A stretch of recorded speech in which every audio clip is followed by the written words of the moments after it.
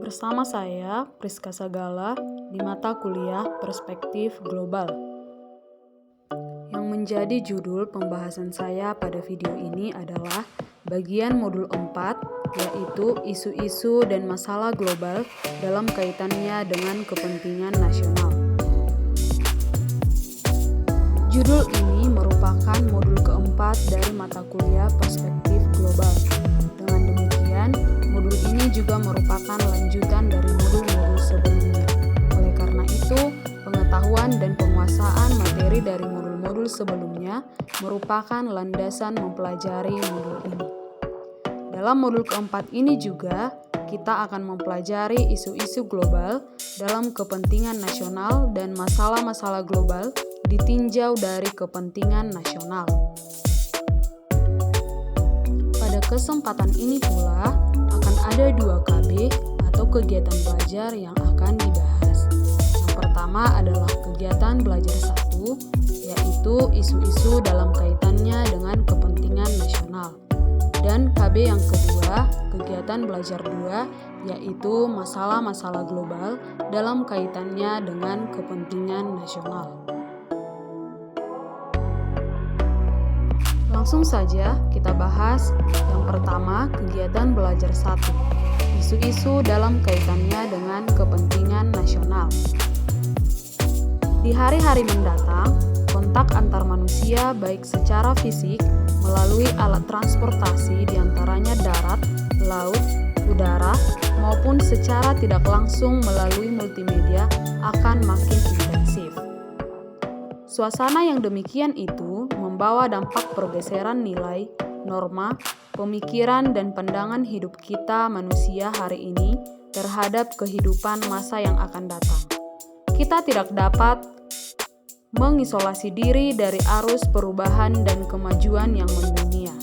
Namun demikian, kita harus waspada terhadap dampak dan pengaruh negatif perubahan serta kemajuan yang tidak sesuai dengan norma dan nilai budaya kita yang merupakan jati diri bangsa Indonesia.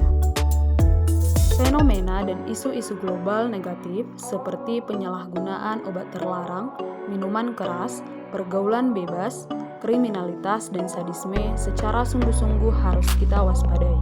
Sedangkan kenyataan-kenyataan global yang positif seperti kemajuan iptek di segala bidang kehidupan wajib kita serap demi peningkatan kualitas hidup bersama.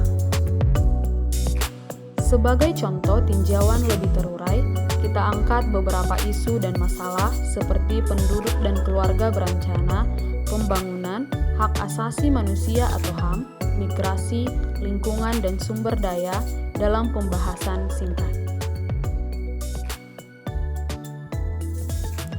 Yang pertama adalah penduduk dan keluarga berencana.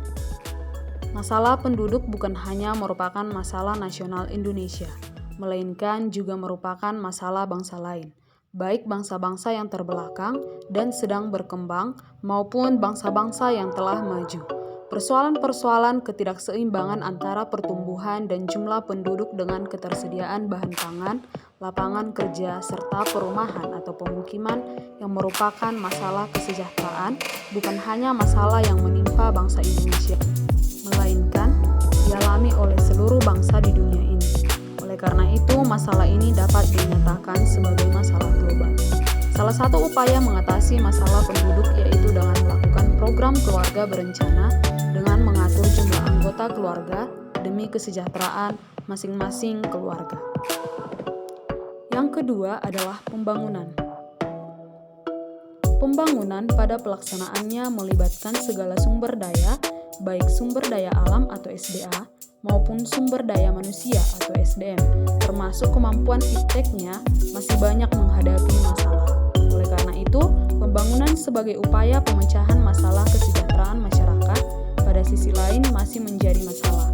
Kenyataan demikian masih dialami oleh sebagian besar bangsa-bangsa di dunia. Dengan demikian, pembangunan sebagai suatu masalah juga menjadi masalah global. Yang ketiga adalah hak asasi manusia atau HAM. Dalam kehidupan di masyarakat, hak asasi selaku manusia ini mendapat perlakuan yang berbeda-beda oleh pihak-pihak tertentu, sehingga terjadi pelanggaran atas HAM.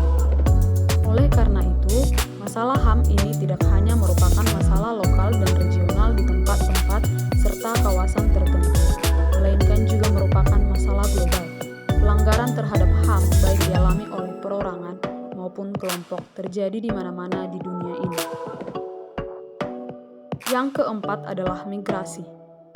Perpindahan penduduk baik itu dalam bentuk emigrasi atau keluar dari negara sendiri, imigrasi, atau masuk ke negara tertentu maupun dalam bentuk pengungsian atau di negara sendiri atau ke negara orang lain secara berkelompok terjadi di mana-mana di dunia ini. Faktor penyebabnya bermacam-macam, mulai dari faktor ekonomi, bencana alam, wabah, politik, sampai pada keamanan atau perang. Bagi kelompok atau perorangan yang melakukannya, merupakan jalan keluar dari masalah yang dialaminya. Namun bagi negara atau kawasan yang didatangi, mungkin menjadi masalah karena menyangkut tempat penampungan, lapangan kerja, bahan kebutuhan, dan lain-lainnya. Kita dapat menyimak dan mengamati proses perpindahan ini di berbagai kawasan di dunia sebagai akibat berbagai masalah di negara banjir, kesulitan ekonomi, pertentangan politik, menjadi penyebab terjadinya migrasi penduduk di kawasan yang bersangkutan dan atau dari kawasan tersebut ke negara lain. Masalah migrasi ini telah menjadi masalah global. Kemudian yang kelima adalah lingkungan dan sumber daya. Masalah lingkungan seperti pencemaran, diantaranya udara, tanah, air, suara atau kebisingan, sinar yang menyilaukan, banjir, kekeringan, tanah longsor, hama dan sebangsanya yang mengganggu, bahkan mengancam kehidupan manusia, tidak hanya terjadi secara lokal atau regional di tempat-tempat atau kawasan tertentu, melainkan secara meluas terjadi di mana di permukaan bumi ini.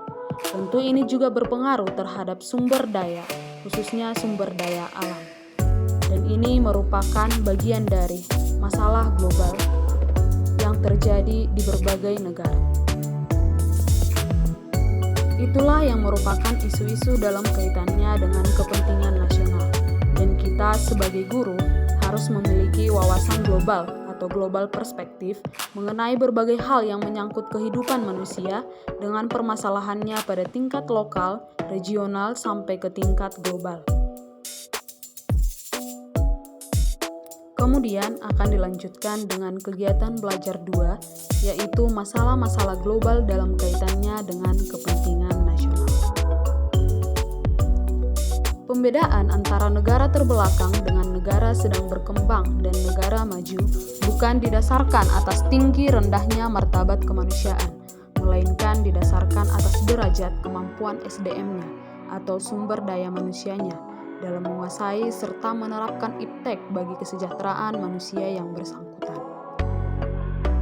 Kemudian, perbedaan antara individu, masyarakat, bangsa, dan negara yang memiliki kekuasaan atau kekuatan yang individu, masyarakat, bangsa, serta negara yang lemah yang tidak dilandasi oleh kesadaran bahwa manusia di hadapan Tuhan itu derajatnya sama akan menimbulkan konflik yang membahayakan perdamaian. Dalam menciptakan kehidupan global yang sejahtera, aman dan damai, kerjasama dan saling ketergantungan merupakan mekanisme yang strategis. Ditinjau dari pertumbuhan dan perkembangan penduduk dengan segala kebutuhan serta aspirasinya, pergeseran nilai, norma, dan peraturan merupakan hal yang wajar. Oleh karena itu, peninjauan, pengembangan, dan perubahan peraturan, hukum, serta perundang-undangan merupakan upaya yang wajar dalam mengakomodasi pertumbuhan dan perkembangan tadi. Manusia selaku individu, keluarga, masyarakat, dan bangsa selalu memiliki keterbatasan meskipun termasuk ke dalam kelompok serba ada atau kaya. Oleh karena itu, kerjasama dan saling ketergantungan menjadi tuntutan yang wajar dalam kehidupan bermasyarakat, terutama dalam kehidupan global. Namun demikian, jati diri dan kemandirian menjadi landasan yang harus melekat pada tiap diri manusia, baik sebagai individu, keluarga, dan masyarakat, maupun sebagai bangsa serta warga dunia.